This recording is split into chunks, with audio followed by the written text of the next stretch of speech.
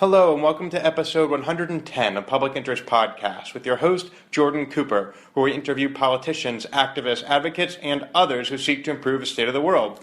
We're here today with Joel Rubin, president of the Washington Strategy Group, former Deputy Assistant Secretary of State in the Obama administration, and former congressional candidate in Maryland's 8th Congressional District in the Democratic primary in 2016. Joel, how are you doing today? Wonderful. Thank you, Jordan, for having me. Excellent to have you here. The first question I'd like to pose to you is, what are you currently doing, or what have you ever done to advance the public interest, and why?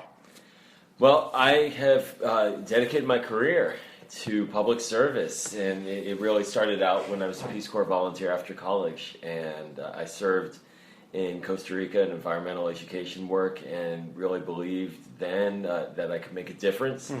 On the ground. It was a principle that my grandparents instilled in me. The old mantra for Jewish listeners out there of Tikkun Olam, of healing the world. And I spent a lot of time in Israel growing up and just wanted to be part of making the world a safer, better place. And I was fortunate to be able to build a career in public service as a result of that background from Peace Corps into working here in Washington in public service and government, as a career civil servant for a number of years, and then to Capitol Hill, and eventually to being an activist and political advocate on Middle East peace issues and global security issues. And I really have been fortunate to have worked mostly in the international affairs space on promoting peace and diplomacy and a better role for America in the world. So as you mentioned, you've had a lot of experience abroad. You've worked in Costa Rica. You have family that have been living in Israel, surviving the Holocaust. You have worked to co-found J Street, which is an organization perhaps you can tell us about in a moment. You've worked at the State Department. Why is it that you sought to represent the Bethesda, Chevy Chase area? Why Maryland's 8th Congressional District when you're often looking outside of the country? Why focus here? Well, I love it here. And we've got 3 daughters here in the public schools. They're at the Potomac Elementary School in the Chinese Immersion Program, Montgomery County Public Schools. Although my oldest decided on her own to go to Chevy Chase Elementary School in our neighborhood. She felt like she wanted to walk to school this year rather than get the ride from the family. So we see how wonderful a place it is to live. And I've been active in my community. I've been involved in town committees. I'm chairing a committee, a long-range planning committee for the town of Chevy Chase right now. And really believe that at this moment in time, with our national dialogue as it is, that we need to have people in Congress who are able to effectively fight in that chamber. And I was the Deputy Assistant Secretary for Secretary Kerry, handling the House of Representatives. So my job every day was to get into that fight. I moved issues, moved legislation. Was it always a fight? Oh, it was always a fight with the Republican House, but it also was very much of a collegial atmosphere as well. My wife is a Republican, and I've worked closely with Republicans throughout my career. So it's a fight, but it's a fight based on values and a fight that can be respectful. And you know, I think that kind of background made me feel that, well, you know, at this moment in 2016, and we're seeing this play out now in 2017, the Trump administration, the issues that are really mobilizing people on the progressive side are national issues. And we here locally feel the national debate. And we're fortunate to have a great member now in Jamie Raskin.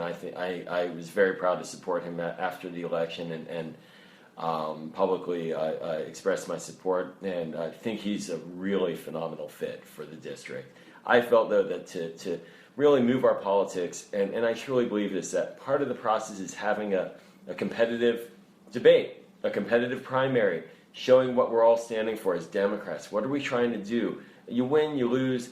It's all part of the process, and so I felt like I could make a contribution in that area, and really wanted to try to put my best foot forward. Talk to me about your message in particular. What was unique about it? What were you bringing to the table that other candidates weren't? It's really this essential, simple message that we need to be effective in Congress, and I have a background to do it, and I've been doing it for a number of years as an activist as well. Literally being effective in Congress for the State Department and Lautenberg and other congressmen you worked for. Yeah, and also as an activist, I'm glad you brought up J Street. I spent 6 years, and I'd say this is in many ways the formative experience for me working with Congress, even though I was a congressional staffer and I was a senior official. Working with Congress, one really gets to learn how Congress works and how one can be effective there by being an activist and advocating for issues. And I did for 6 years. That might be surprising to listeners. Why would being an activist on the outside give you greater insight into how the institution functions than being a staffer on the inside? Totally intriguing. And really, when I went into that space, it became mind-opening, because the question is essentially how it's the right one. How do you learn about Congress, and how do you move Congress? That's the core question. And activists have an opportunity, especially Washington focused activists, to engage across town. All the multiplicity of relationships. It could be the executive branch, the State Department, the White House. You could be dealing with both chambers of Congress, the Senate, the House, both sides of the aisle. Then you're engaging in the media, wrapping that all together. I, for 3 years, had the good fortune of working at an organization called Ploughshare's Fund, where we were leading the charge in many respects of supporting diplomacy towards Iran. Pretty controversial topic. It was also about nuclear de-escalation, correct? The whole focus of the organization is to ultimately see a world without nuclear weapons. And so the idea with Iran was to prevent them from getting a bomb. One less country getting a bomb is a victory for those who care about eliminating nuclear weapons. But our objective was to make sure that occurred diplomatically. We believed that was the way it would be most effective. And by being an activist in that space, I was able to work through all of the different components of Washington, like I described a moment ago. And so when one is in Congress, they don't just succeed because they're a staffer or a member. They succeed because they build coalitions, because they work with like-minded folks. They understand the opponents, that they have outside support in the media, in the think tanks, in the grassroots, in the constituencies, in the donor class, all of that. That was the world that I was working in for 6 years, and I wanted to bring that to the Congress. It sounds like when you were working at J Street and at Ploughshare Fund, you were actually able to build wide coalitions, and you're able to interact with many different members. When you're with State Department, interact with many different members and many different other advocacy groups to get you to advance your issue. Now, while you were a staffer, may I ask, were you very engaged in interacting with other members and other staff, especially on your opponent's staff? Yeah, you know, a real high point for my career actually was when I was working for Senator Lautenberg from New Jersey. And what party was he?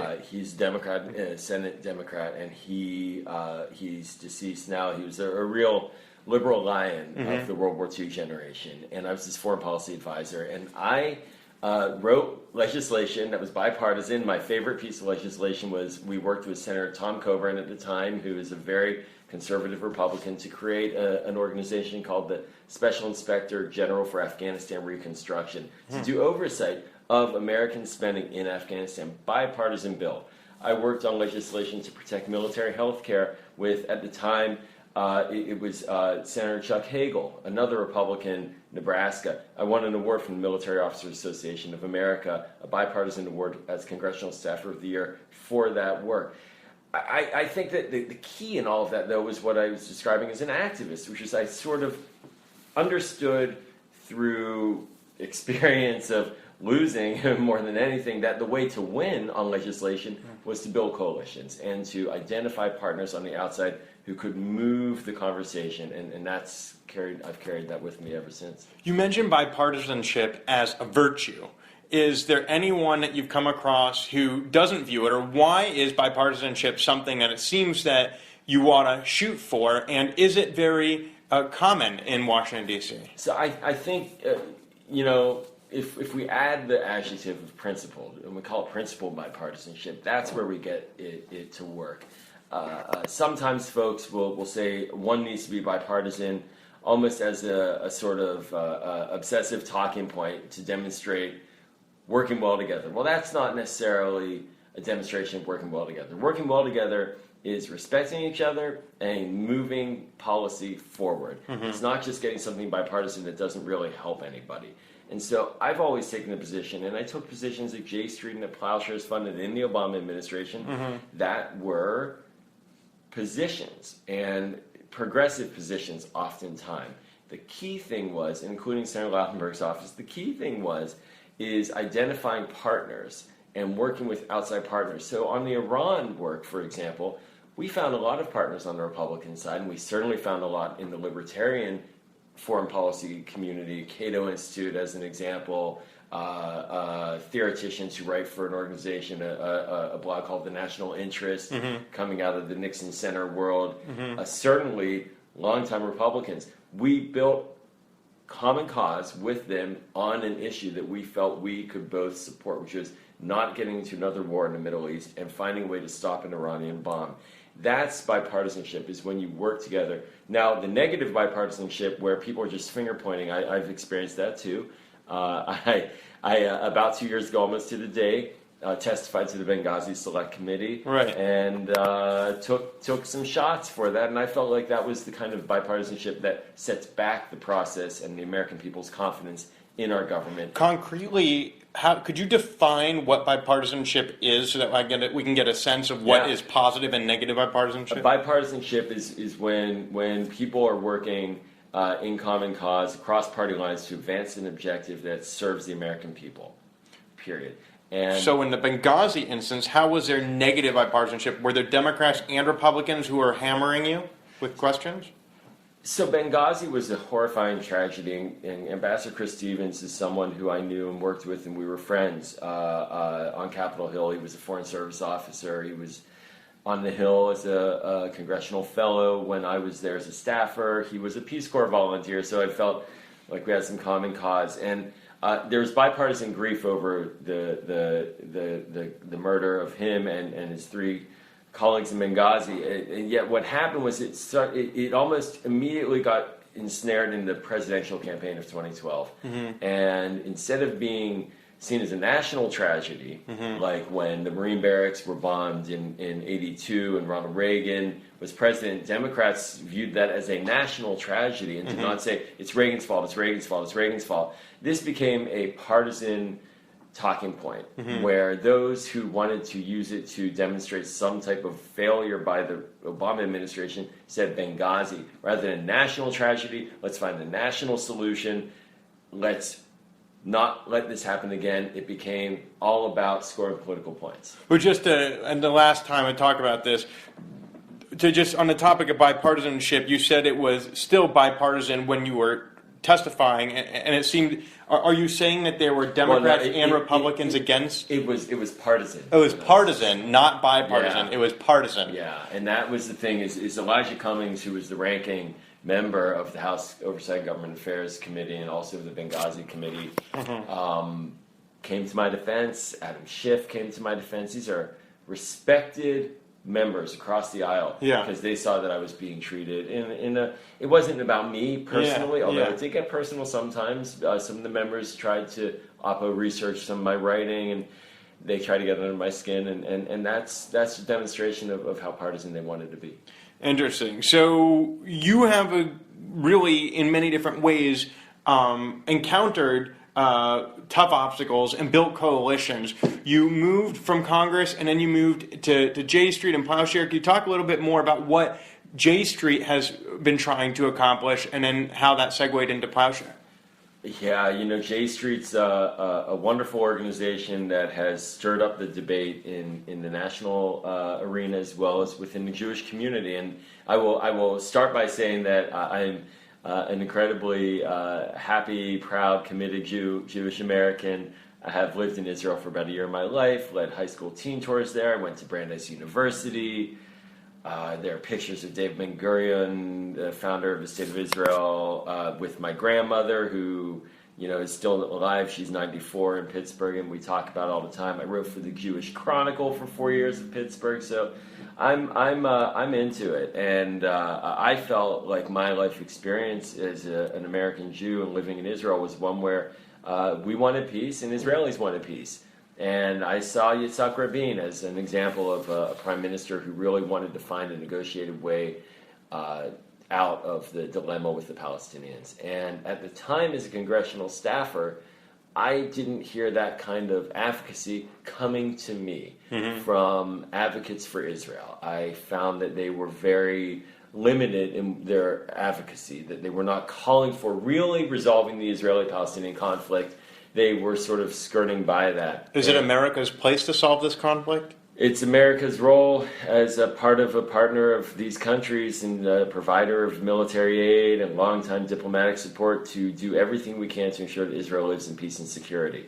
And part of that is ensuring that we are supporting their ability to get a final status arrangement with the Palestinians. And so from where I sit, and many Israelis have articulated that in my life experience in Israel, I felt that perspective, if you add to that at the time as well, that the U.S. was enmeshed in a very active war in the heart of the Middle East. You add to that the idea that we should pivot the way we engage in the Middle East was very much part of my worldview, and the idea that we should promote diplomacy as part of that. Now, that was the sort of the roots of the idea of getting the argument going about diplomacy. But we could argue whether or not diplomacy is the right route or how active should America be. And this is good. What J Street's existence did was allow for that debate to come about. So this is the debate about the tensions between between Jewish Israelis and Palestinians. Is one of the more intractable problems of international diplomacy. Nicely said. And it seems to some individuals that this issue is a non-starter, right? That one side demands more than the other side can give, and then vice versa, so that you have two sides willing to maybe go 20%, but neither willing to go 50%, and each expecting the other to go more than 50%. So the question remains, why even continue to try to expend your resources in advancing a policy area where none of the stakeholders really seem to be invested in making the compromises that are needed to get there? So why try? Right, why try? And as someone who deeply cares about Israel, to me, I think it's a commitment, a lifelong commitment to ensure that it's a state and a country that lives in peace with its neighbors. And as an American and an American Jew, I should do everything I can to ensure that it gets there. There's this problem we have right now, which is demographics and time.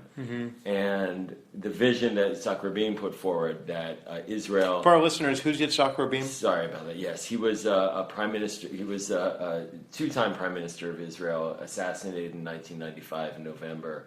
He won the Oslo Peace Prize as a result of pursuing peace with the Palestinians, but he was also one of Israel's most decorated soldiers and former chief of the staff of the military. So a real sort of traditional Israeli hawk who moved to the idea of negotiated solution. His vision, the vision of many Israelis, the one that I was experienced with, was that Israel needs to be a democratic state and a Jewish state. And the one of those premises... Actually, both of those premises are being challenged by the other side, right? Well, this is the challenge, right? So if you believe that Israel is a democracy and should be Jewish majority, there is a demographic limitation in terms of time available. And there are 6 or 7 million Jews right now living in Israel, and there are about 5.5 to 6 million Arabs, maybe a little more, living in Israel and the West Bank and Gaza, and Jerusalem included in all of that. So the numbers are like 55, 45, but it might even be closer. But a significant chunk of the Palestinians don't have voting rights, so they don't live in a democratic situation. And I think for people who are on my side of this issue and the Israelis who are on my side of this issue, there's a deep concern that a lack of resolution to this situation will mean that Israel, to maintain its Jewishness, will have to ensure that the Palestinians and the Arabs are not enfranchised and are not given the right to vote if there is no state of Palestine and if they're still living within Israeli territory. That really strains the question about Israel as a democracy. Yet it's also the problem. It's also been said that, and I don't want to go too far into this subject. This could be a never-ending conversation. So let's. But I think that the thing that I want to make sure people take away from the discussion about J Street and promoting peace in the Middle East is it also is it's an American interest to not see another hot war between the Arabs and the Israelis. We always get sucked into it. We always have to pay a price either financially or through moral support or just the fact that we're, let's say, dealing with ISIS in the Arab world and we're Americans by the thousands are sitting in Iraq and in Afghanistan and could be targets if there is a fight between the Israelis and the Arabs. So it's also a national security priority. General Mattis, who's just been confirmed for Donald Trump, previous secretaries of defense, he's SecDef, previous secretaries of defense, Democratic side, David Petraeus, they all say an Israeli-Palestinian war is not in the American national security interest. So there are many layers to this. And the key thing politically as an advocate that I felt we could make as a contributor to the debate was to create a debate. So I'd like to pivot a little bit to the topics of giving up and persistence. Yeah. So you've exhibited quite a bit of persistence throughout your life, tacking here, jibing there, to advance the public interest, particularly within the realm of international relations. Yet we just spoke about a problem which is intractable, one which may be solved, may not be solved. There have been many times and many leaders who thought they were in a position to solve it, and yet nothing has been solved to date. So the question is, at what point do you know to give up? And what point you say, you know what, I got to run for Congress again. You know what, I have to re-engage in the Israel-Palestinian conflict and try to create some lasting, stable peace. You know, I need to make sure that eventually that Russia starts destroying some of its nuclear missiles and that North Korea doesn't keep having tests. When do you just say, you know what, they're going to keep doing it, there's nothing I can do about it, and we just need to hold our ground and give up? And at what point do you say, you know what, I'm going to keep persisting here? Well, in this election cycle, it was really fortuitous that the Donald Trump phenomenon came in the middle of our primary. And to me, the national and the local merged. And many of the issues, as a progressive politician, I see many of the issues in this exact same frame that you're describing. If it's a question about protecting Social Security, if it's about having enough funding for education, ensuring that we're not going to damage the planet more and we're going to resolve climate change, you name it. All these priorities are in real fights. And we just had an election where we got clobbered. And so the other side, we being the progressive side of the ledger, Democrats also nationally controlling 15 or 16 full state governments, that's not many, in addition to the losses at the federal level. So yet, there were dark days as an advocate, as you described in my work on Iran. Ahmadinejad was in power. Ahmadinejad was the Holocaust-denying president of Iran, a horrible guy. They're all fits and starts. And the lesson I take, and what I think is crucial for winning over time, is to engage the public, to think about winning over 70%, not 50.1% of the people, and to understand that policymaking is a repetitive process, that it goes in cycles, and what you want to do is to elongate the cycle on your side so that it can't be rolled back. Donald Trump right now is attempting to roll back the entire Obama agenda. He's attempting to wipe it clean. We've seen the reaction. We saw the Mothers March, which I went to down in D.C. with my daughters, my two older daughters, my sister, my niece. Phenomenal response. It's not necessarily going to change Congress tomorrow, but it demonstrates we are here, we will not allow this to happen. You build over time, and you build these coalitions. There are people engaged now in coalitions on fights, religious leaders related to the climate that were never there 15 or 20 years ago.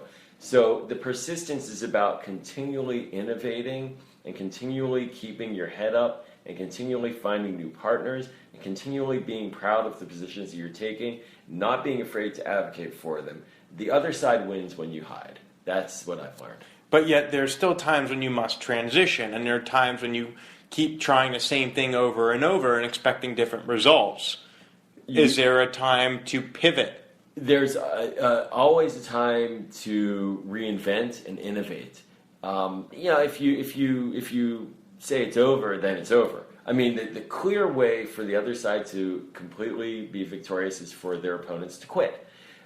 And the other side spent 8 years. Let's look at it in reverse. On many issues that we were just talking about, spent 8 years in the wilderness. The Republicans. The Republicans, conservatives, on climate, on economic issues, less so it's a little bit squirrely on that one, but on foreign policy issues, on immigration. 8 years in the wilderness, and they were looking at Hillary Clinton. They thought they were going to be out for another 8 years. They never expected to win this election.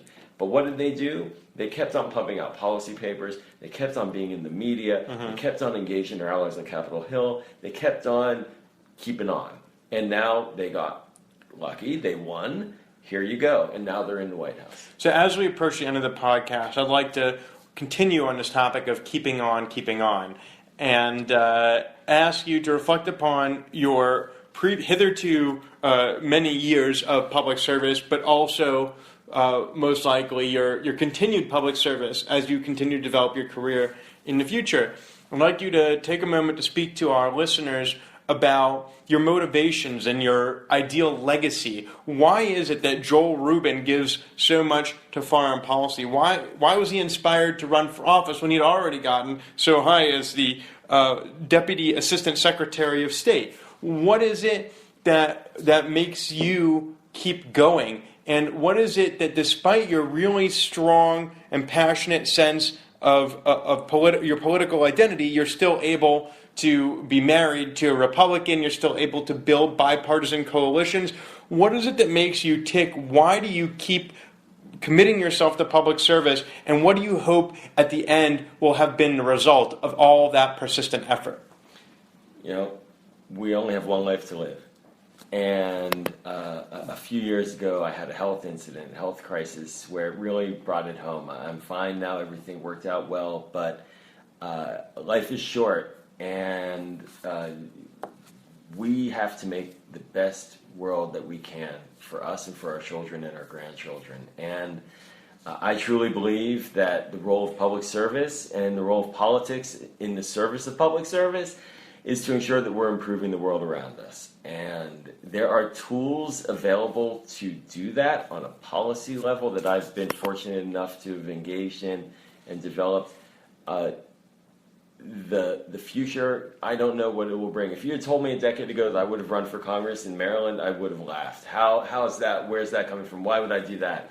And today I look at Senator Van Hollen, Congressman Raskin, real role models, real heroes for a lot of us. And I know Jamie said, we are here. We are still here. We're not going anywhere. And I think that's the right attitude and approach, which is we are still here.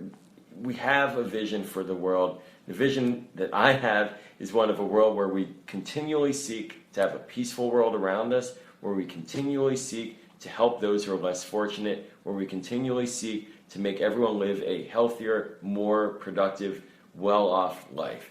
And by doing that, by engaging in the political process, we can affect that change. And I think that you only do it when you realize that the person on the other side is a person just like you. And we have to engage, talk, convince, cajole, smile, fight when necessary, and ensure that we're working every day to make a better world for us and our children. That has been Joel Rubin, president of the Washington Strategy Group, former Deputy Assistant Secretary of State in the Obama administration, and former congressional candidate in Maryland's 8th Congressional District in a Democratic primary in 2016.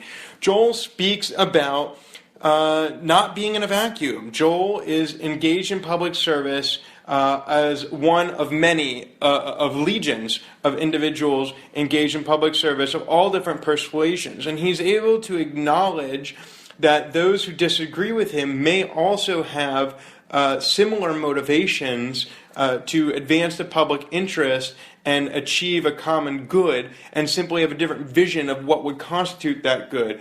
Joel also understands that his own individual view of what would constitute a better future is not the sole driver of what will become the future. He seeks to build coalitions. He seeks to understand differences that people bring to the table, and then try to identify commonalities so that they can work together in spite of differences. Joel finds that public service is something that has been going on from his days in Costa Rica, and a concept of tikkun olam, a strong Jewish identity, which brings him back to his interest in the Middle East. But also he has a very local identity now in Maryland, where he finds that education funding and transportation funding are as much a part of the public dialogue as any sort of foreign policy dilemma that would affect voters in his community. So Joel, thank you so much for joining us today. It was my pleasure, Jordan. Thank you. And this has been episode 110 of Public Interest Podcast with your host, Jordan Cooper, where we interview politicians, activists, advocates, and others who seek to improve the state of the world. Remember to listen at publicinterestpodcast.com and on iTunes and your podcast app on Apple products. Thank you so much for listening, and we'll talk to you next time.